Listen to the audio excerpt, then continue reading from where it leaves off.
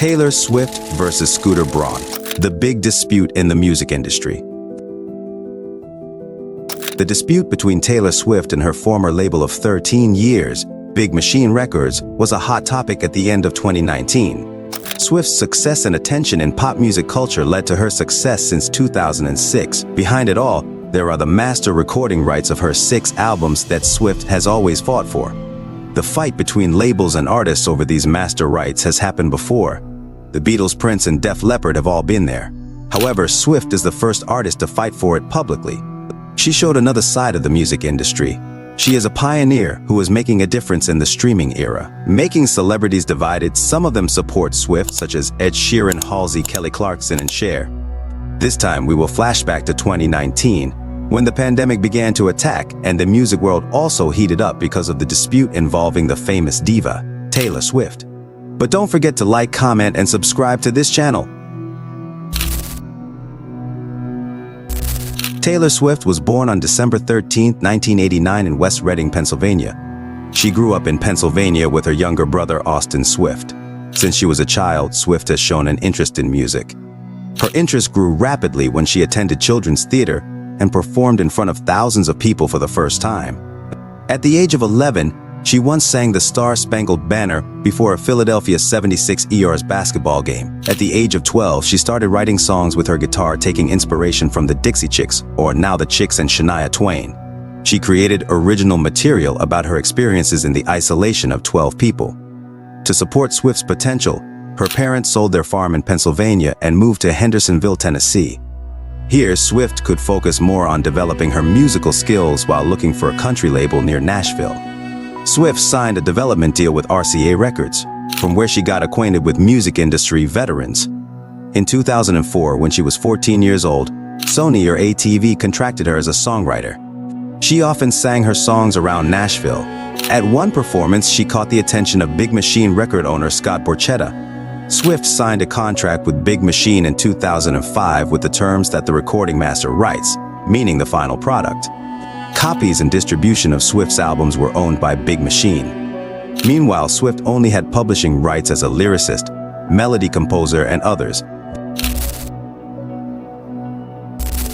During her 13 years under the Big Machine Records label, Swift released 6 successful albums, from Taylor Swift in 2016, Fearless in 2008, Speak Now in 2010, Red in 2012, 1989 in 2014, and most recently Reputation 2017. As a result of her hard work, Swift received many awards and her name became increasingly popular.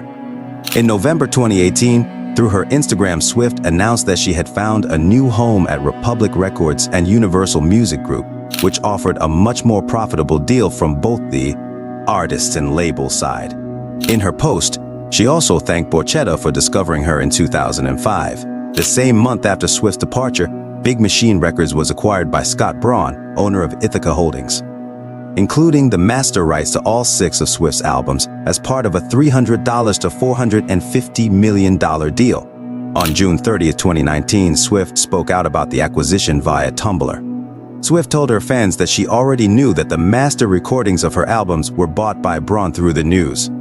She mentioned that Braun has been doing continuous manipulative bullying for years through his famous clients, such as Kanye West and Justin Bieber. Swift also revealed the real reason she decided to leave Big Music Record. She wrote that Borchetta would also sell herself and her future to Braun. When she chose to leave the label, it was a difficult choice because she had to give up all 6 of her albums. Now, she is banned from performing the original versions of her old songs. In June 2019, Borchetta made a clarification through the Big Music Records website. He claimed that he had sent Swift a message about the acquisition before she found out from others. He also added that Swift was offered many opportunities by the label so that she could own the master rights to her albums, along with all photos, videos, or anything related to her career. However, Swift decided to leave the label anyway. Not long after, Swift's lawyer Donald Passman denied Borchetta's statement in July 2019. The night Borchetta gave Swift an opportunity to purchase her masters, or the label, outright with a check, not a good offer. Meanwhile, Braun chose not to give any response to Swift's statement. According to a source, Braun has been open to discussing this dispute with Swift, but he will not give any statement because it could make the situation much more intense. In the midst of these problems, Swift released her seventh album, Lover, on August 23, 2019 under Republic Records for the first time. When invited by CBS Sunday Morning in the same month, Swift announced that she would re-record all 6 of her albums once she was legally allowed to. She said, "I just think artists deserve to own their own work. I feel really passionate about it." A smart move to spend the quarantine period while reclaiming her rights. The drama between Swift and her former label is not over yet. When she won Artist of the Decade at the 2019 American Music Awards, or AMA, she intended to sing a decade of her hits. However, Braun and Borchetta got in her way.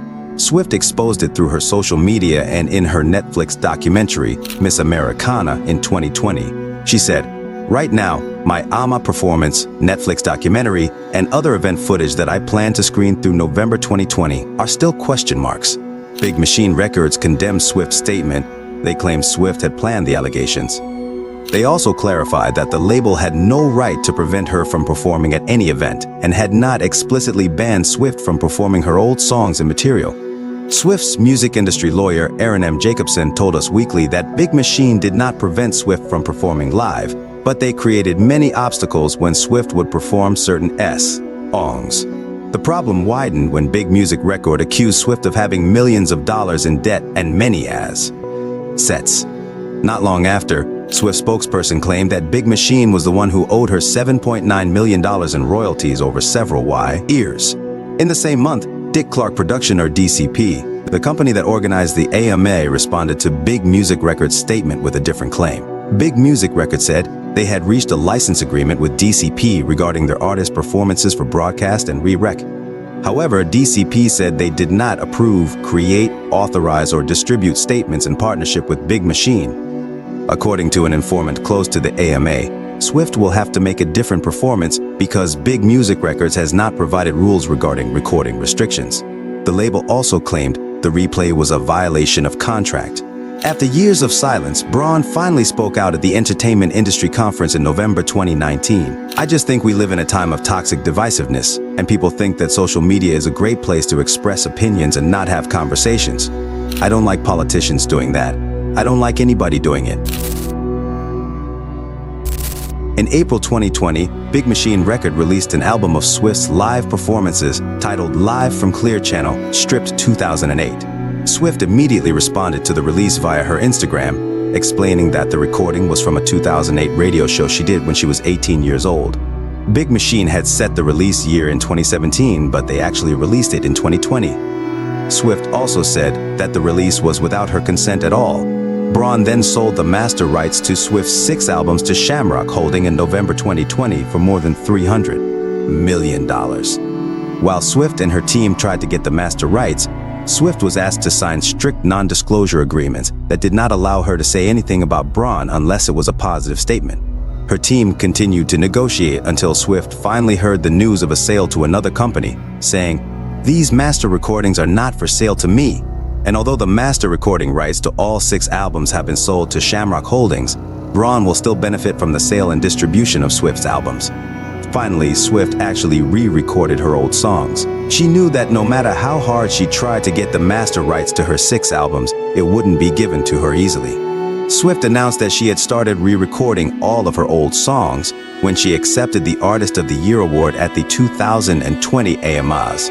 Starting with Fearless, Taylor's version, in April 2021, then Red, Taylor's version, with her debut 10-minute song All Too Well in November 2021. Speak Now, Taylor's version, and 1989, Taylor's version, were released in 2023. Although many doubted the success of the recordings, Fearless, Taylor's version, became the first re-recorded album to be #1 on the Billboard 200. It sold over 291,000 copies just in America.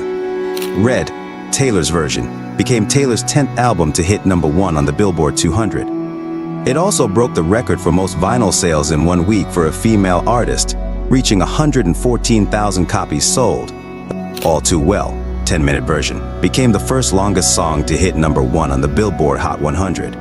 Speak Now, Taylor's version, also debuted at #1 on the Billboard 200, became the highest-selling album in its first week at 350,000 copies, and broke the record on Apple Music as the most listened to country album in a day. 1989, Taylor's version, became her 12th album to hit #1 on the Billboard 200. The album sold 300,000 copies in just 1 week, and over 200 million streams in its first week. These records prove that Swift and her songs are still loved by many music fans around the world. Taylor's version albums are much better in many ways, from the cleaner sound quality, subtly added Swift vocal enhancements, minor adjustments, and improved fit to the lyrics, and the addition of previously unreleased songs called From the Vault. On Fearless, Taylor's version, there are 6 new From the Vault songs. On Red, Taylor's version, there are 9 new From the Vault songs. On Speak Now, Taylor's version, there are 6 new From the Vault songs, and on 1989, Taylor's version, there are 5 new From the Vault songs. In October 2022, Swift released her 10th album, Midnight. 2 From the Vault songs on the album, Karma and Vigilante T, were inspired by her relationship with Braun. Lyrics: now she's got the house, got the kids, got the pride. Think of me in the depths of your despair, and she looks so pretty, driving in your Benz in the song Vigilantes. T refers to Braun's divorce from Yael Cohen, which was finalized in September 2022. When Swift first exposed Braun and Borchetta on her Tumblr account, Cohen, who is still Braun's wife, publicly denied Swift's claims and stated that everything told by Swift was not true. Meanwhile, Braun himself only started speaking out in 2020. Maybe this is what made Swift finally include them in the lyrics of one of her songs.